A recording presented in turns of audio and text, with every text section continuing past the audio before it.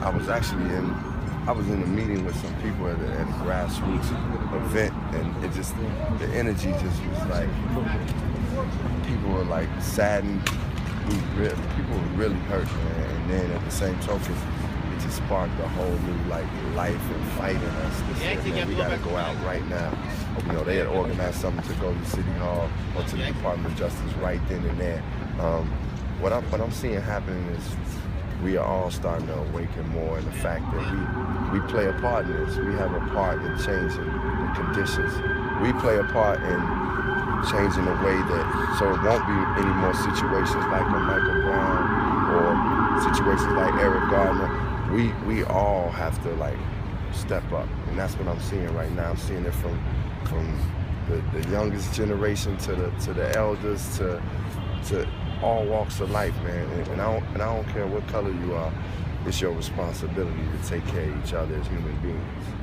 You talked about stepping up specifically as an artist. How important is it, being that you guys are role models for a lot of the youth out there to be active?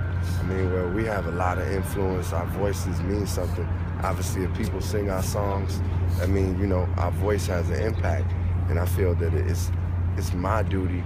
I can't hold every artist accountable because everybody has their purpose and what they are and where they are in their lives. But I mean, I gotta say, any artist that feels like, man, they want to do something, man, please step up, because you value, you know, you see how much you can influence people all across the board. So I mean, artists, it's our duty. This is my duty. That's why I'm here. Yeah. And I know a lot of other artists that step up, and some athletes. I was really happy to see like LeBron James and Derrick Rose and Kyrie Irving wearing that. To see athletes doing that, it just, you know, it was a time when Muhammad Ali and Bill Russell and Jim Brown and Harry Belafonte and Sidney Poitier all stood up for certain things, used their fame and notoriety to help create change and to support issues that dealt with, you know, black, basically, not only just black issues, but human issues. They use that voice, so I feel like this is our duty. And last question I want to ask you, being that you and Russell came here to support this initiative specifically, how do you feel like what's going on now is going to change something? How do you feel like this initiative is different than other initiatives like marching or protests?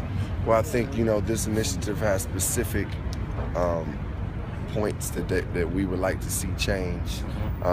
Specific laws, specific things being issued that would be a direct effect to the change, you know. And I think the marches, you know, definitely matter because they show unity, but now we have to know, okay, what are we marching for? What do we want? What's the results that we want out of this march? And it takes the organizing, it takes us knowing, you know, having the education of what laws need to be changed, and us saying, man, we're going to use our voices to also create political power within the structure too, because we need it from that level also.